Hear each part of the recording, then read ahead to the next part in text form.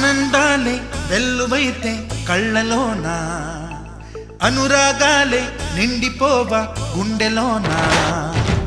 ఆనందాలే వెల్లువైతే కళ్ళలోనా, అనురాగాలే నిండిపోవా గుండెలోనా.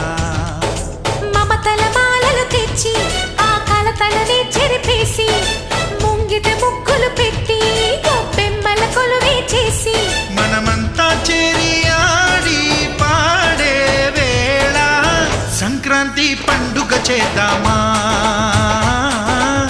సన్నాయి పాటలు విందామా.